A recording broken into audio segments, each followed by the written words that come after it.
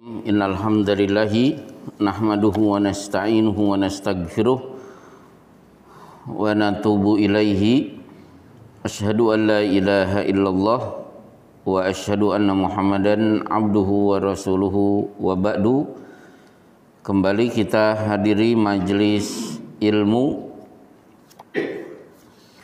majelis yang akan membahas matan kitab Al-Jami' disusun oleh Amirul Mukminin fil Hadis, presidennya hadis, yaitu Ibnu Hajar Al-Asqalani.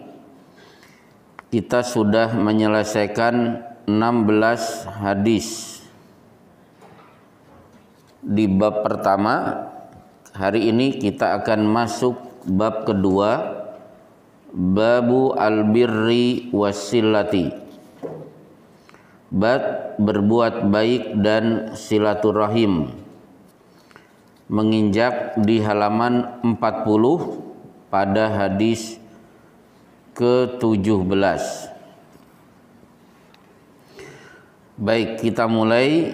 Man ahabba an yubsato an Abi Hurairah radhiyallahu anhu qala qala Rasulullah sallallahu alaihi wasallam, man ahabba an yubsata alaihi fi rizqihi wa an yunsa'alahu fi atharihi falyasir rahimahu, akhrajahul Bukhari. Dari Abu Hurairah radhiyallahu anhu berkata, Rasulullah SAW bersabda, barang siapa yang dilapangkan rezekinya dan tetap dikenal baik setelah wafatnya, hendaklah yang menyambung kekerabatan. Ya. Jadi siapa yang ingin dilapangkan rezekinya, kemudian dan tetap dikenang baik setelah wafatnya, biasanya diterjemahkan dan diberi umur panjang, tapi di sini diterjemahkan dikenang baik setelah wafatnya. Hendaklah dia menyambung tali silaturahim, menyambung tali kekerabatan. Dari sini pelajaran pertama berarti istilah yang benar silaturahim, bukan silaturahmi. Kan sering ada kata, mari kita menyambung tali silaturahmi. Yang benar menyambung tali silaturahim. Karena di sini tadi ujung hadis berbunyi falyasil rahimahu, rahim. Nah, berkenaan dengan menyambung tali silaturahim, kata Syekh Utsaimin, itu kaitannya dengan orang yang punya kekerabatan dengan kita, orang yang punya hak waris dengan kita.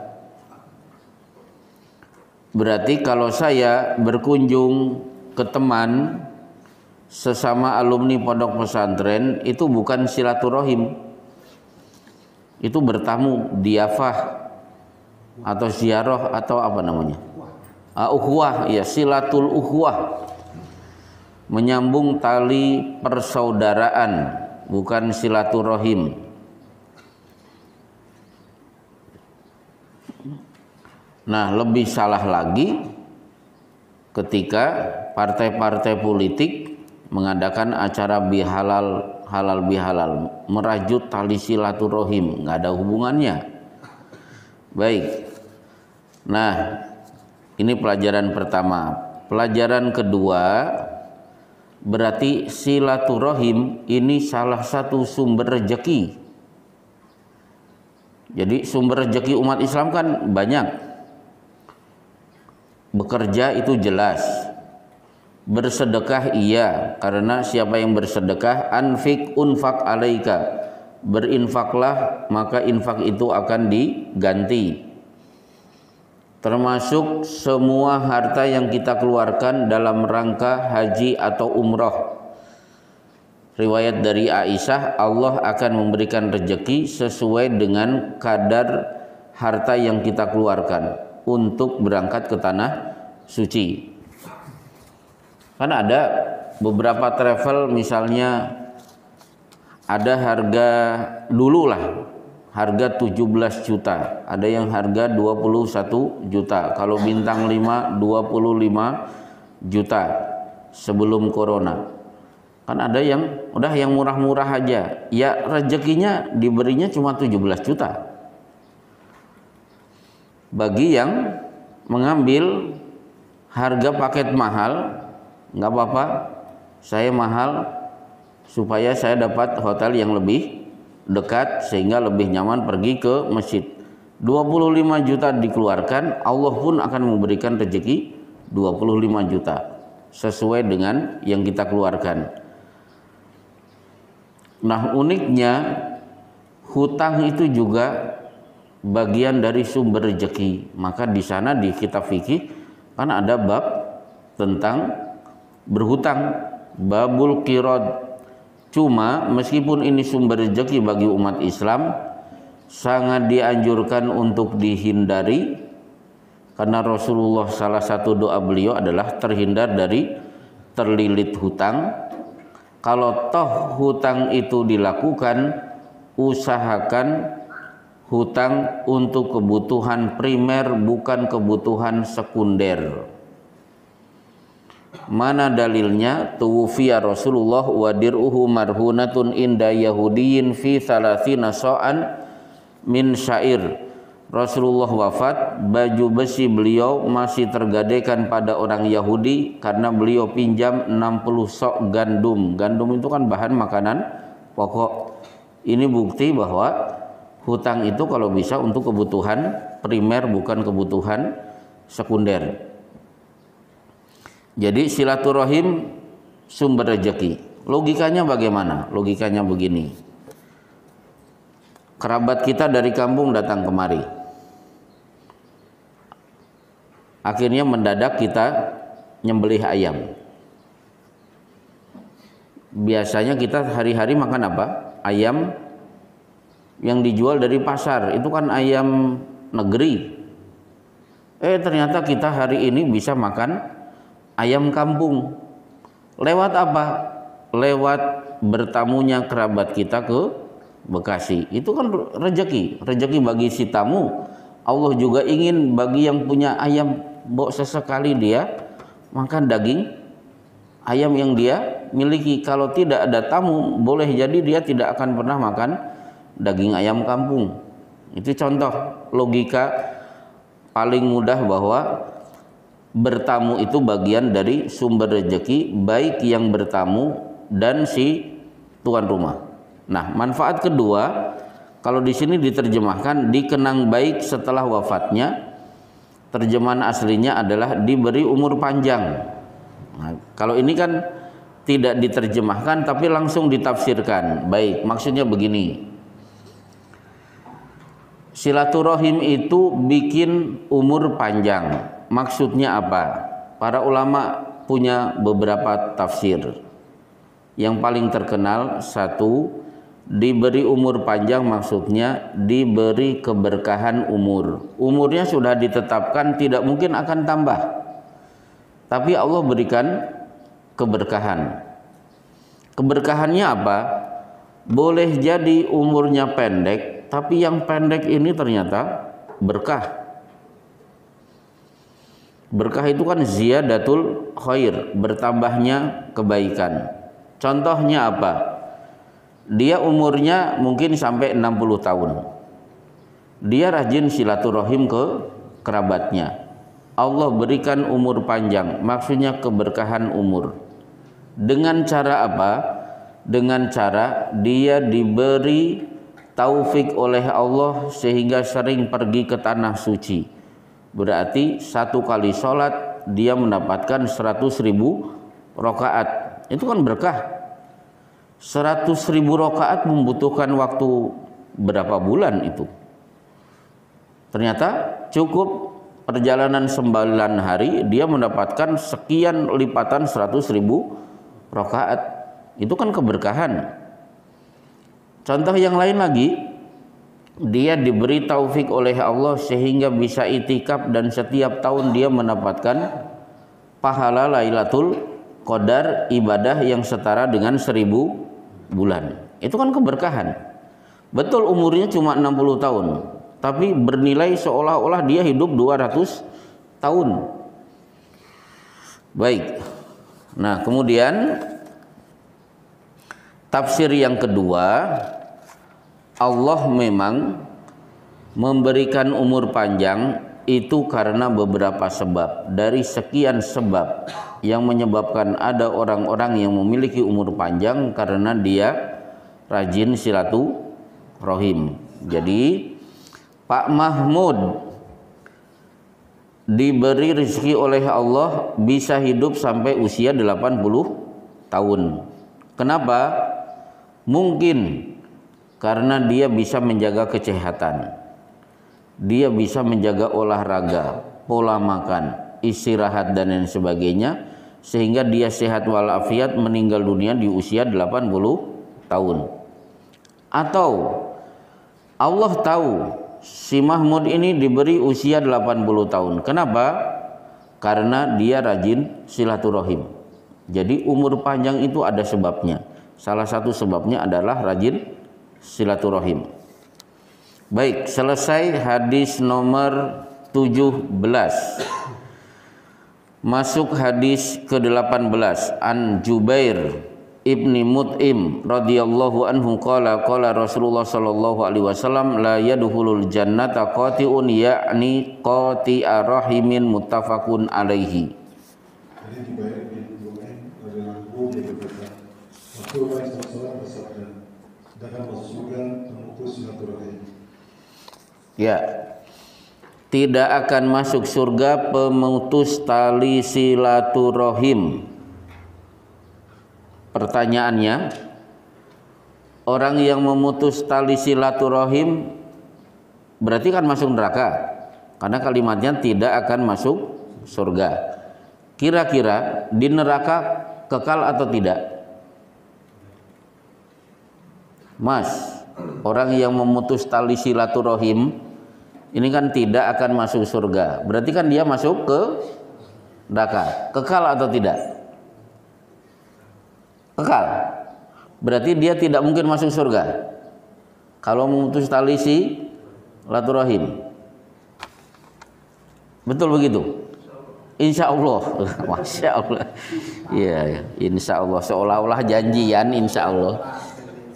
Jadi gini,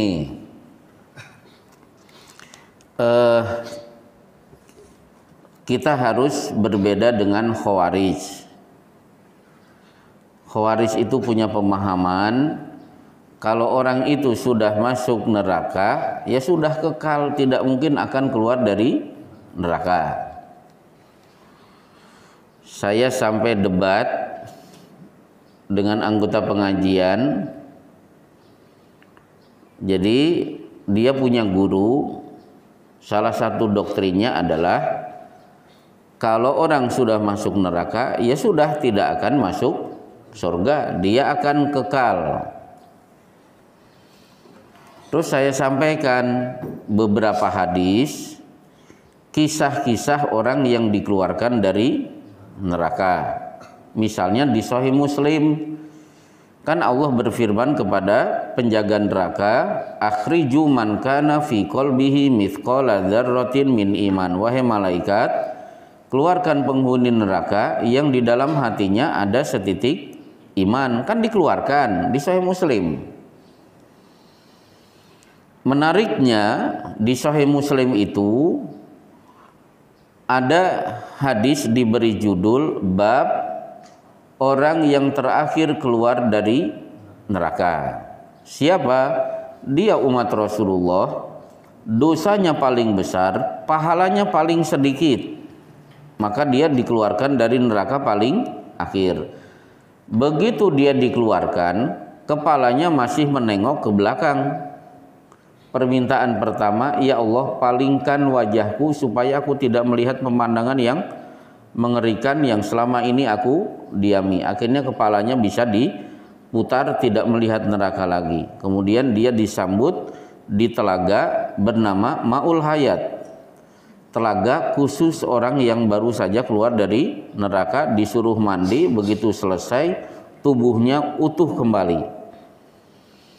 Akhirnya orang ini melihat dari jauh ada pohon rindang, di bawahnya gemericik air. Dia minta kepada Allah, saya pengen dekat dengan pohon itu. Kata Allah, boleh, dengan syarat tidak ada permintaan setelah itu. Baik ya Allah, saya berjanji.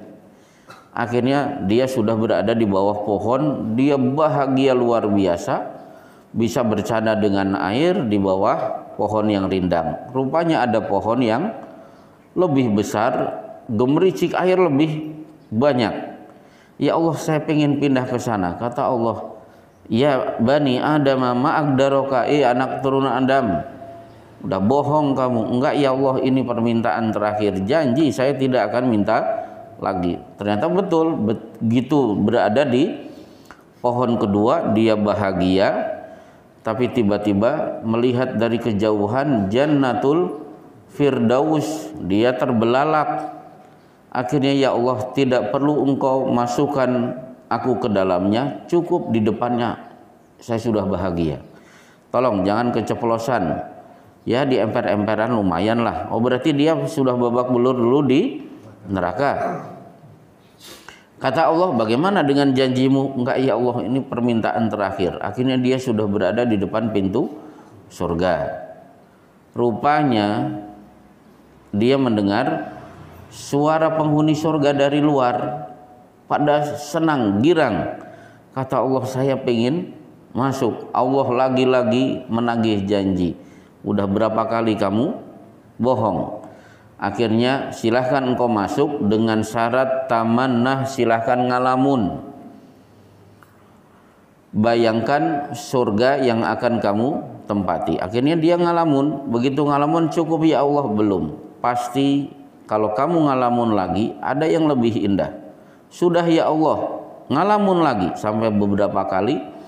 Lama kelamaan orang ini capek karena ngalamun. Ngalamun itu capek loh Pak, setengah mati. Akhirnya dia begitu masuk, kaget, ternyata 10 kali lipat indahnya dibanding yang dia sudah bayangkan. Kaget tapi bahagia. Orang itu berkata, ay Rabbi la tastahzi'u bi, wahai Tuhanku jangan engkau ngeledek. Amalku paling sedikit, dosaku paling besar. Melihat orang itu bingung, Allah tertawa, Rasulullah tertawa. Ibnu Mas'ud yang duduk paling depan tertawa, membayangkan betapa bingungnya orang itu. Pernah bahagia tapi bingung? Mas Prapto pernah?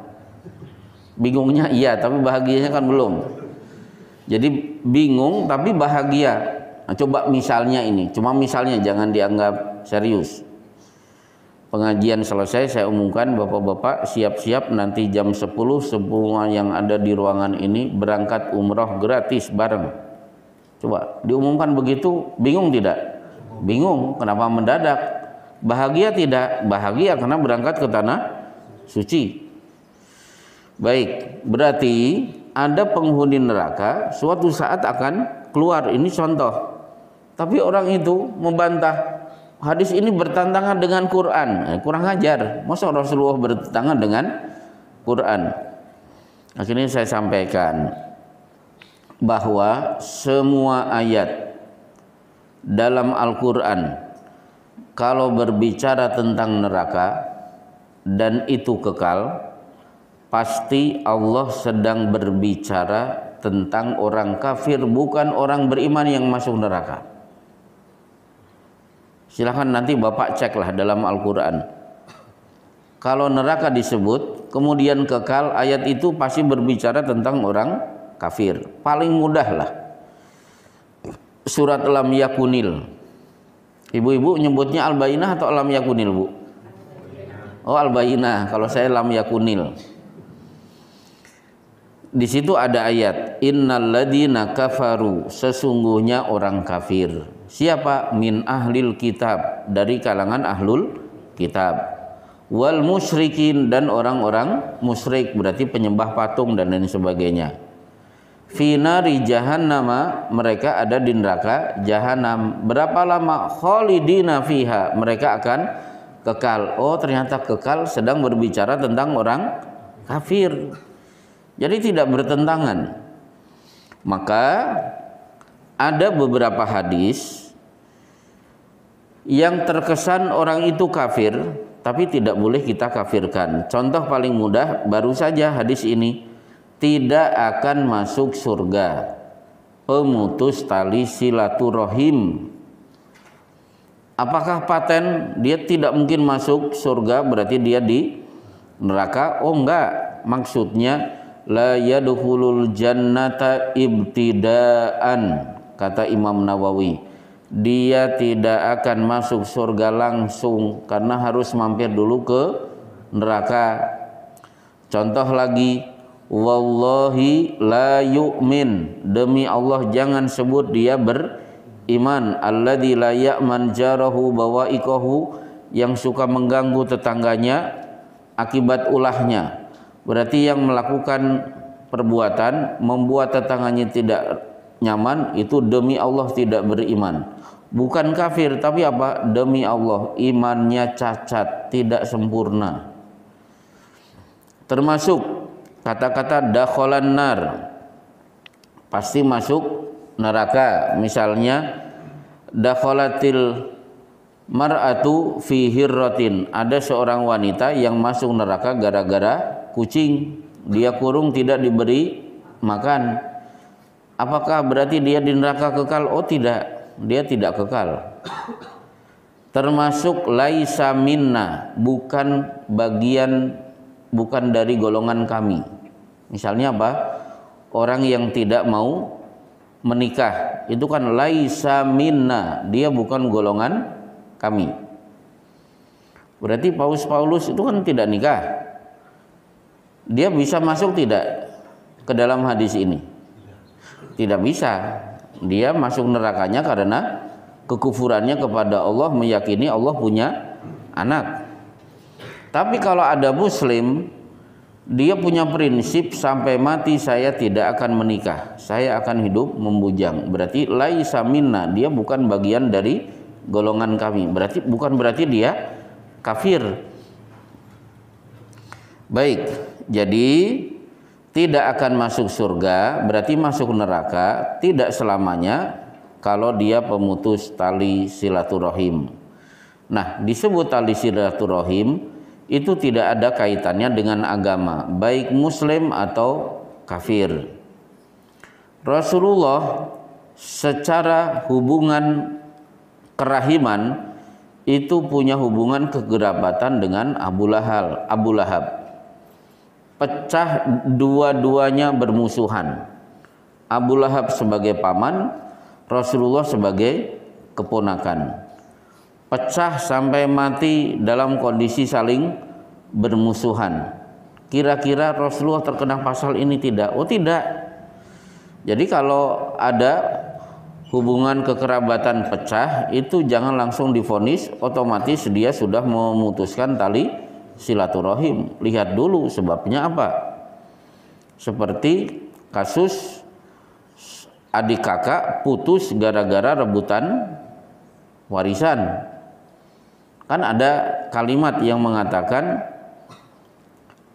seorang anak-anak bapak itu akan terlihat dengan jelas saat orang tuanya meninggal dunia, saat sedang membagi waris. Lihatlah kualitas saudara-saudara itu seperti itu. Ternyata ada kakak yang rakus, kemudian dia mengambil alih harta warisan dengan porsi sangat banyak, adiknya yang terdolimi. Nah, jadi apakah itu akhirnya disebut memutus tali silaturahim? Jangan disebut begitu. Ya. Baik, kita lanjutkan. Kita masuk hadis ke 19.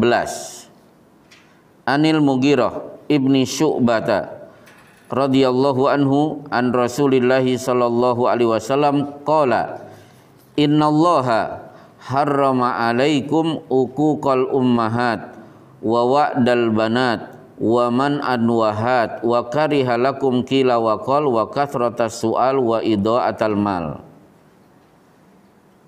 Diriwayatkan dari Al-Mughirah bin Syu'bah radhiyallahu dari Rasulullah SAW yang bersabda, sesungguhnya Allah Ta'ala telah mengharamkan atas kalian durhaka kepada ibu-ibu kalian, mengubur hidup anak perempuan, mengabaikan kewajiban dan banyak menuntut haknya, dan Dia membenci kalian berperilaku, menyukai gosip atau isu, banyak bertanya, sedikit beramal dan menyia-nyiakan harta. Ya. Jadi yang diharamkan oleh Allah pada hadis ini, satu, durhaka kepada ibu. Pertanyaannya, apakah boleh durhaka kepada bapak? Ya jangan. Kenapa durhaka kepada ibu disebut? Untuk menunjukkan durhaka kepada ibu lebih besar daripada durhakanya anak kepada bapak. Kenapa ibu disebut? Satu, karena wanita relatif lebih lemah. Beda dengan bapak-bapak. Yang kedua, ditinjau dari segi jasa, Allah menanamkan kepada kita sebagai anak, ibu jauh lebih berjasa daripada bapak, karena wahnan ala wahnin, mengandung itu dalam kondisi susah di atas kesusahan. Jadi durhaka kepada ibu jauh lebih besar daripada durhaka kepada bapaknya. Apalagi porsi bakti anak kepada ibu 3 kali lebih banyak daripada kepada bapak. Maka adil kalau hari raya Idul Fitri anak memberikan bonus THR kepada bapaknya 1 juta, kemudian kepada ibunya 3 juta, itu benar. Setuju tidak, Bu? Awas kalau tidak setuju. Ya, setuju aja. Jadi 3:1. Jadi bapak-bapak jangan iri kalau anak itu jauh lebih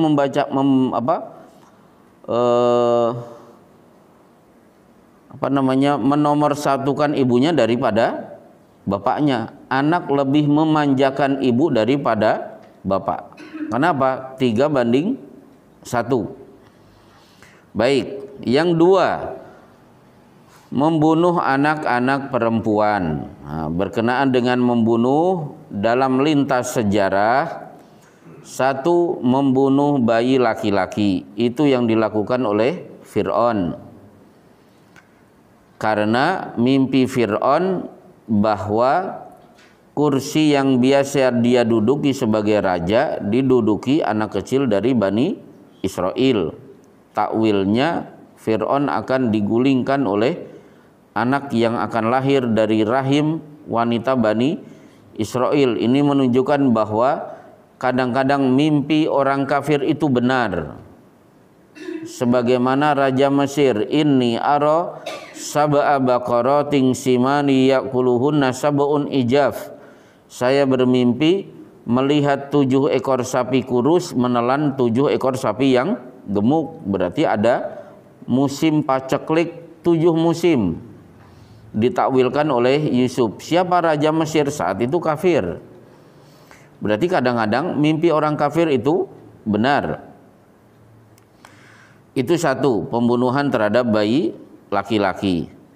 Kemudian pembunuhan terhadap bayi-bayi perempuan. Dasarnya ada 2. Mungkin sebagai pengagungan kepada Allah, karena sebagian orang-orang kafir Quraisy, alakumudz zakaru walahul unsa, punya keyakinan yang berhak punya anak perempuan hanya Allah.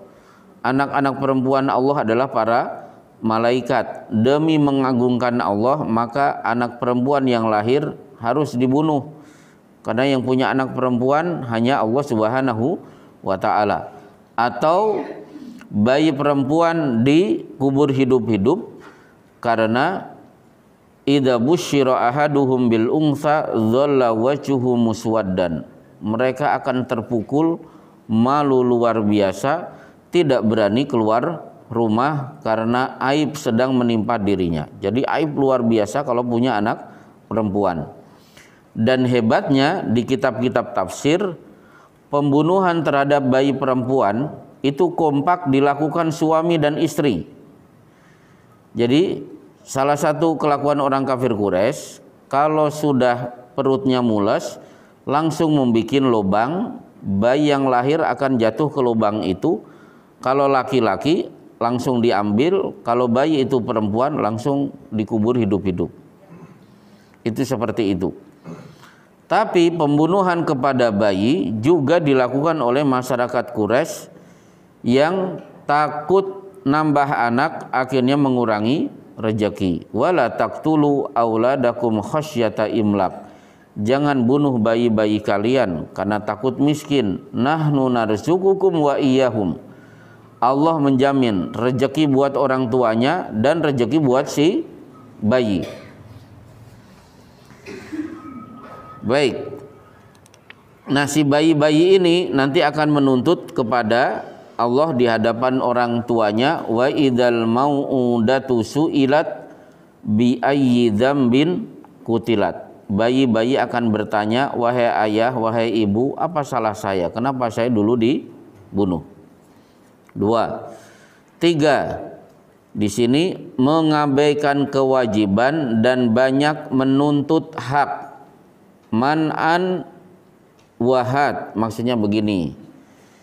Kalau man'an berarti bos, karyawannya sudah kerja bagus tapi tidak digaji, itu namanya man'an. Nah, di sini diterjemahkan mengabaikan kewajiban.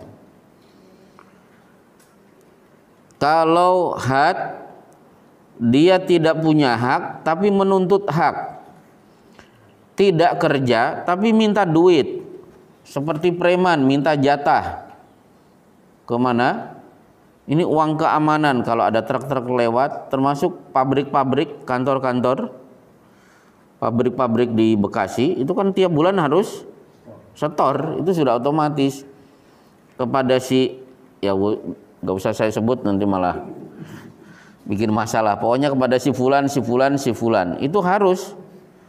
Karena saya punya teman kerja di beberapa perusahaan, ternyata sebulan untuk yang ini sekian, ini sekian, ini sekian. Kalau tidak, pasti urusan menjadi panjang. Nah, itu namanya had. Tidak punya hak tapi menuntut. Nah, itu tidak boleh. Dia punya kewajiban tidak ditunaikan, tidak punya hak tapi malah menuntut. Itu yang dimaksud. Kemudian, dan Rasulullah juga membenci kila wakol. Katanya di sini diterjemahkan menyukai gosip atau isu. Kalau ada isu yang benar, idza ja'akum fasikum binaba'in fatabayyanu. Tabayun dulu. Itu di surat Al-Hujurat. Kalau di surat An-Nisa, wa idza ja'ahum amru minal amni awil khaufi ada'u bih. Setiap ada berita jangan langsung di-share. Tanyakan kepada pihak-pihak yang punya hubungan. Supaya apa? Kita punya kesimpulan berita ini benar atau hoax. Berarti berita hoax itu sudah diperhatikan oleh Islam. Karena bahaya setiap ada berita langsung disebarkan. Di Riyadhus Shalihin di bab haramnya dusta itu ada hadis panjang ketika Rasulullah melihat rajulun yusharsiru sidquhu ila man khirihi wa yusharsiru sidquhu ila ainaihi wa yusharsiru sidquhu ila qafahu. Ada orang yang digergaji dari mulut ke hidung, dari hidung ke mata, dari mata terus digergaji sampai tengkuk. Siapa itu Jibril? Rajulun yaqdu min baitihi fayakdzib fayablugul afaq. Dia keluar menyebarkan berita bohong, kemudian berita itu menyebar ke seluruh dunia. Padahal saat itu belum ada Telkom, belum ada telekomunikasi, tapi Rasulullah sudah menyebut ada satu masa orang menyebarkan berita dusta langsung tersebar ke seluruh dunia, dan hari ini terjadi. Hoax itu biasanya berseliweran di dunia medsos, Sampai ada ibu-ibu dengan pede menyampaikan, oh ternyata selama ini kita salah. Yang punya kewajiban masak, nyuci, belanja itu semuanya adalah suami bukan istri.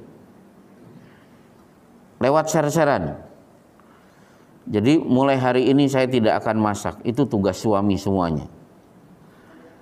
Akhirnya saya sampaikan mana share-shareannya. Ternyata tidak jelas. Akhirnya saya sampaikan, Bu, tugas masak itu bukan tugas suami. Karena Rasulullah SAW bersabda, idza da'a ar-rajulu imra'atahu ila firashihi idza atar rajulu ila firashihi fa'abat fabata ghadbana la'anat hal malaikatu hatta tusbih. Suami meminta dilayani di atas tempat tidur, tidak dilayani, maka malaikat akan melaknatnya sampai waktu subuh. Pada riwayat yang lain, wa in kanat ala qatabin, meskipun istri sudah duduk di pelana unta. Berarti ibu-ibu sudah naik motor, sudah tinggal masuk gigi 1, dipanggil maka motor parkir. Pada riwayat yang lain, wa in kanat ala tanur, meskipun sedang sibuk masak di dapur. Berarti siapa yang tugas masak? Istri. Jadi keliru kalau ada share-sharean yang mengatakan masak itu bukan tugas istri tapi tugas suami. Coba kalau ini dipraktekkan, dipercaya, akhirnya kan nggak karuan rasa masakannya. Sementara istri sudah pengalaman masak. Nah, ini namanya qila wa qol, katanya. Selanjutnya, banyak bertanya, sedikit beramal. Berarti ini langsung ditafsirkan. Inilah pertanyaan orang-orang Yahudi. Senang bertanya, tapi tidak diamalkan. Seperti Muhammad, kami mau bertanya, 3 pertanyaan bisa dijawab dengan benar sebagaimana yang ada dalam kitab Taurat yang kami pegang. Kami berjanji kami akan masuk Islam. Kata Rasulullah, salma badalaka, silakan sampaikan pertanyaan kalian. Pertanyaan pertama, hewan apa, makanan dan minuman apa yang diharamkan untuk Bani Israel? Rasulullah mudah, onta dan susu onta. Dicek di kitab Taurat, benar.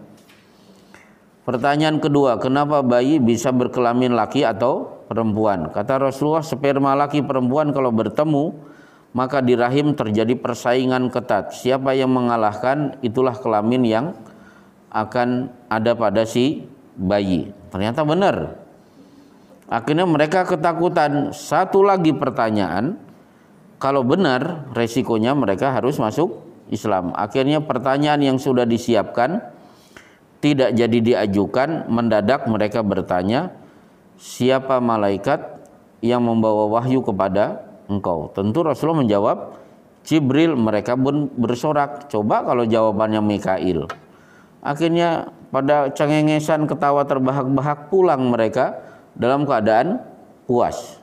Maka perhatikan dalam Al-Quran beberapa ayat, kalau ada pertanyaan dari orang Yahudi, Rasulullah disuruh tidak memberi tanggapan serius. Contoh, yas'alunaka anir ruh, mereka bertanya kepadamu tentang roh. Rasulullah tidak merangkan roh itu apa, A, B, C, tidak. Buat apa? Tidak banyak bermanfaat. Akhirnya jawabannya apa? Kulir ruhu min amri rabbi, roh itu urusan Tuhanku, bukan urusan kalian. Kenapa ngurusi roh? Wa ma utitu minal ilmi illa qalila, aku tidak diberi ilmu tentang roh kecuali sedikit. Jadi kalau ada orang bertanya, lebih menonjolkan sikap kritisnya, bukan untuk diikuti, itu tidak perlu dilayani. Seperti contohnya apa? Dulu di medsos itu siapa yang bertanya? Siapa yang bisa menunjukkan kepada saya ayat dalam Al-Quran menyebut sholat 5 waktu? Saya kasih duit. Perlu dilayani tidak? Nggak usah dilayani. Meskipun jawabannya mudah, karena kalau kita jawab nggak akan ada manfaatnya. Tapi kalau pertanyaan itu yang menyampaikan adalah anggota pengajian, nah saya akan semangat untuk memberi jawaban, karena anggota pengajian bertanya pasti karena ingin tahu. Ya bisa kita jawab, misalnya Allah berfirman, wasbir ala ma yakuluna, bersabarlah wahai Muhammad terhadap semua ucapan-ucapan orang kafir kepada kamu. Biarkan mereka mencaci maki, menghina. Tugas kamu wasabbih, bertasbihlah. Tafsirnya tunaikan sholat. Kapan? Qabla tulu isyamsi, sebelum terbit matahari. Kita buka tafsir, ternyata subuh. Wa qabla gurubiha, dan sebelum matahari terbenam. Tafsirnya apa? Asar. Wa min ana illail, ketika malam hari, maghrib dan isya. Wa atrafan nahar, dan pertengahan siang, yaitu zuhur. Atau yang paling mudah, aqimis sholata liduluki syamsi. Satu, tunaikan sholat ketika matahari tergelincir. Tafsirnya adalah zuhur dan asar. Ila ghosakil lail, tafsirnya adalah maghrib dan isya. Wa Qur'an al-fajri, yaitu sholat subuh. Tidak disebut sholat al-fajri, tapi Qur'an al-fajri, karena sholat subuh dianjurkan membaca Qur'an lebih panjang. Inilah sholat 5 waktu. Habis itu apa? Jangan fokus 5 waktu saja, tapi apa? Wa minal laili fatahajjad bihi nafilatal lak. Tunaikan juga tahajud di malam hari.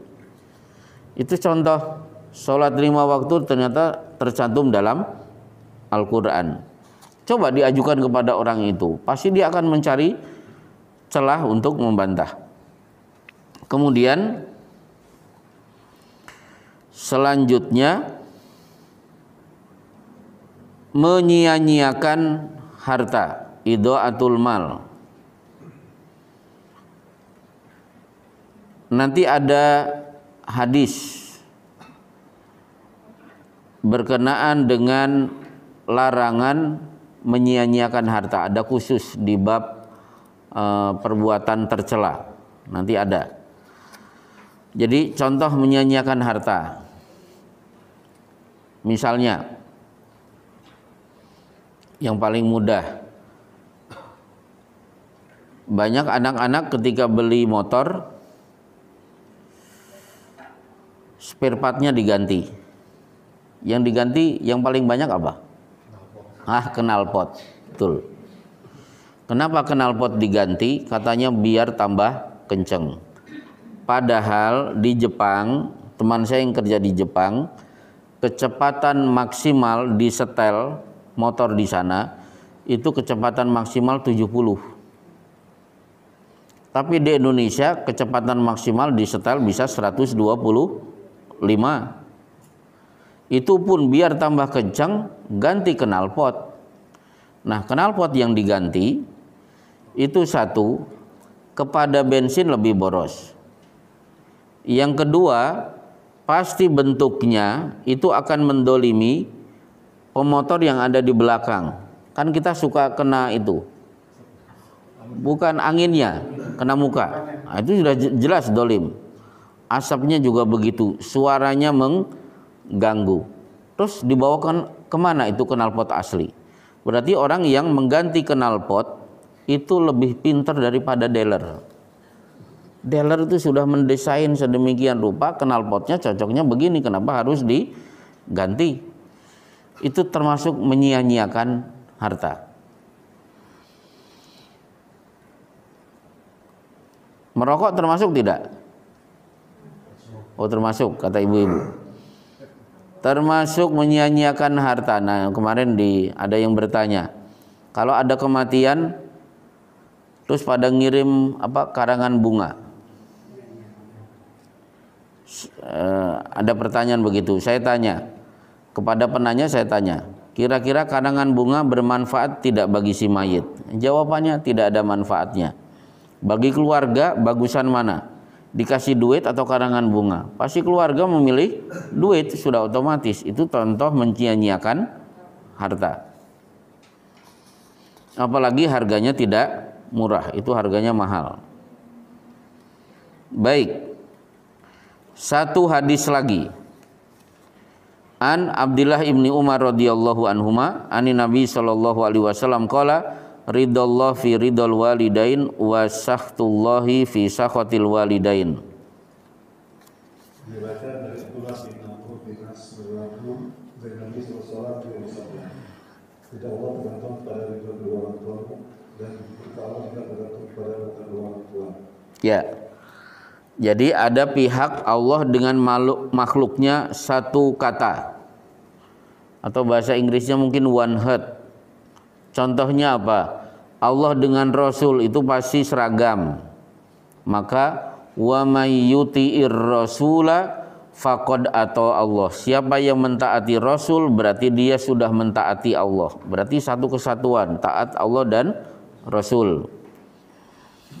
Contoh lagi, rubba as'as akbar madfu'un bil abwab lau aqsama 'alallahi la abarrahu. Boleh jadi si miskin, kaki dekil, pakaian compang-camping, dia ngetuk pintu, tidak ada yang tertarik membukakan pintu buatnya. Dia ada, dianggap tidak ada. Dia pergi, tidak ada yang mencari-cari, tidak ada yang merasa kehilangan.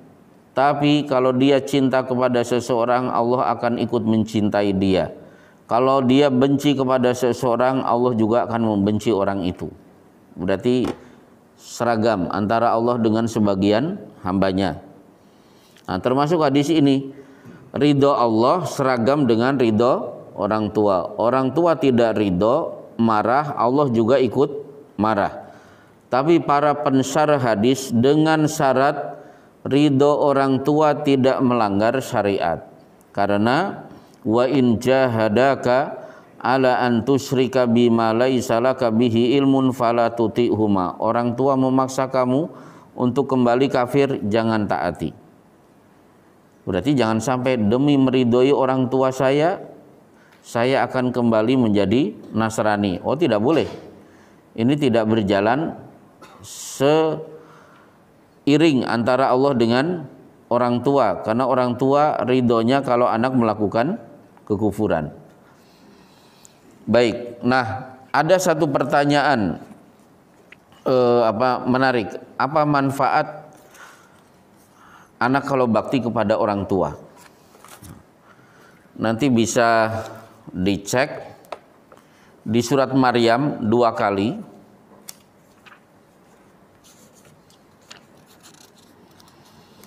Ternyata bakti anak kepada orang tua mempengaruhi akhlak si anak. Yang pertama berkenaan dengan Nabi Yahya alaihi salam di ayat ke-14 surat Maryam. Wa barron biwalidayhi wa lam yakun jabbaran asiyya. Dan Yahya sangat berbakti kepada kedua orang tuanya. Dia bukan orang sombong, dia juga bukan orang yang durhaka. Berarti orang kalau anak nalurinya pengen bakti kepada orang tua, insya Allah dia bukan tipe orang yang sombong. Ini Yahya. Bagaimana dengan Nabi Isa? Ayatnya mirip. Di ayat 32, wa barron biwalidati wa lam yaj'alni jabbaran syaqiyya. Isa adalah anak yang berbakti kepada ibu. Dia tidak menjadikan Isa sebagai sombong dan tidak menjadikan Isa sebagai orang yang suka mencelakakan orang lain. Jadi orang kalau nalurinya bakti kepada orang tua, insya Allah lembut, akhlaknya baik, penyantun, penyayang, dan lain sebagainya. Baik, cukup. Ada pertanyaan, saya persilahkan. Di luar kajian. Ya. Nah, hadis yang orang-orang Khawarij itu ada berkenalan bacaan Al-Qur'annya tidak sampai ke kerongkongan. Iya. Jadi mereka itu rajin baca Quran tapi tidak ngerti isinya. Wah, sehari bisa 5 juz. Tapi tidak ngerti isinya. Dan mereka mudah mengkafirkan saudara sesama muslim. Itu yang maksud. Idealnya membaca Quran itu apa? Yatluna kitaballahi wa yatadarasuna bainahum. Mereka membaca dan mempelajari isinya. Berarti ngerti. Kalau Khawarij enggak. Ngertinya sepotong-sepotong, akhirnya apa? Yaitu hadis wallahi la yu'min, demi Allah tidak beriman. Wow, berarti yang ganggu tetangga kafir. Padahal tafsirnya apa? Dia tidak sempurna imannya.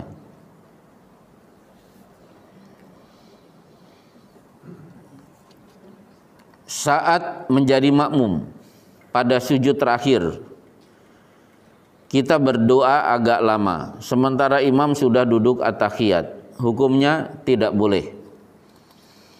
Kenapa? Innama ju'ilal imamu liyutamma bihi. Imam diangkat untuk diikuti. Fa idza kabbara fakabbiru. Kalau imam sudah bertakbir, kata-katanya fa. Fa itu langsung, segera bertakbir. Fa idza sajada fasjudu. Kalau imam sujud, ya udah segera bersujud, jangan ditunda-tunda. Berarti mengikuti imam hukumnya wajib. Sementara memperbanyak doa saat sujud hukumnya sunnah. Tidak boleh ibadah sunnah mengalahkan ibadah wajib. Dan ini banyak terjadi. Imam sudah duduk at-tahiyat, sudah syahadat, dia baru Allahu Akbar, sehingga salamnya juga telat. Tapi yang lebih parah lagi, karena dia ikut pelatihan sholat khusyuk, imam sudah Allahu Akbar, dia berdiri begitu tegak, matanya dipejamkan, konsentrasi, kemudian mengangkat tangan pelan-pelan, Allah, wah ini enggak mantep, turunkan lagi tangannya sampai berulang-ulang. Kapan sudah mantep? Imamnya sudah ruku baru Allahu Akbar. Nah itu kan salah. Jadi pokoknya Allahu Akbar, langsung Allahu Akbar.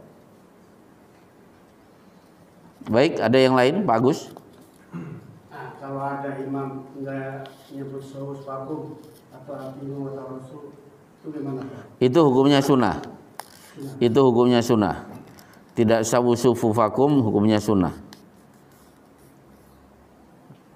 Dan Imam Masjidil Haram sawusufu vakum pun sambil menghadap kiblat, tidak melihat gitu. Coba yang ada di pesantren Al-Ma'tuk Sukabumi, sawusufu vakum, imamnya pasti keliling minimal 4 sop, dipelototi kakinya satu persatu. Sop kedua, sop ketiga, sop keempat. Begitu 4 sop sudah beres, baru imamnya ke depan lagi, baru siap ready takbir. Kenapa? Ya itu bagus juga. Cuma bagi orang umum lama amat sih, kan begitu. Dipelototi, benar-benarkan kakinya. Padahal santri sudah bagus, tapi begitulah kebiasaan yang ada di pesantren Al-Ma'tuk begitu. Tidak akan takbiratul ihram kecuali beberapa baris sudah diperiksa. Jadi imamnya langsung datang ke TKP, tidak hanya cuma melihat, keliling sampai sop keempat. Iya, kelamaan. Kalau ustadz saya yang diperiksa tidak hanya sopnya, tapi pakaiannya. Jadi saya mampir bertamu ke rumah beliau, waktu sholat kita ke masjid, beliau jadi imam. Ternyata sawusufu vakum tidak hanya melihat sop tapi pakaiannya. Yang pakai kaos langsung dibentak suruh pulang. Ini masjid. Menghadap Allah jangan macam-macam. Ternyata satu-satunya yang pakai kaos teman saya sendiri yang tadi bertamu. Kasihan juga. Nah, beliau apalagi ada tulisan. Meskipun bajunya bagus ada tulisan di belakang. Itu nggak boleh. Itu pasti akan mengganggu orang yang ada di belakang. Coba misalnya kita berada di shop kedua, sementara di shop pertama tertulis reuni SMA. Dari mana Mas Prato? Asalnya Jombang, Nganjuk. Pasti Mas Prato, loh ini kan satu SMA dengan saya, ini tahun berapa ini? Jangan-jangan dia adik kelas saya dulu. Coba sholat akhirnya kan tidak usuh, itu nggak boleh. Ustadz saya marah kalau ada tulisan di punggung, termasuk kaos-kaos dagadu kan begitu. Saya sempat tidak tidak khusyuk karena kaosnya berwarna-warni, warnanya warna-warni, tulisannya kumpulan pecinta kaos polos. Kalau memang polos kenapa berwarna-warni? Namanya juga dagadu. Baik. Itu nggak boleh. Keluar, kawas yang ada bacaannya. Kadang saya suka balik aja itu Pak. Kalau sholat di luar. Oh kalau di luar. Pokoknya begini, nanti kalau pas bab pakaian kita bahas. Ke masjid itu jangan meremehkan Allah. Karena kita ke kondangan juga tidak akan memakai pakaian biasa, apalagi menghadap Allah, harus spesial. Maka Rasulullah bersabda apa? Malaka lawishtaroita thaubaini siwa thaubai mihnatihi. Kenapa kamu tidak membeli baju khusus untuk sholat selain baju untuk bekerja? Berarti pakaian sholat itu khusus. Mungkin kita khususnya adalah gamis atau baju koko, ada sarung dan lain sebagainya. Nah itu Ustaz lagi. Itu bagi pekerja nggak ada tuh. Ya. Seraguman. Sekarang dia sholat, itu masih salin nggak ya kotor lah gitu kan. Itu sah nggak Ustaz? Ya kotor dibilang sah. Kenapa? Kalau disalin dulu kan lama.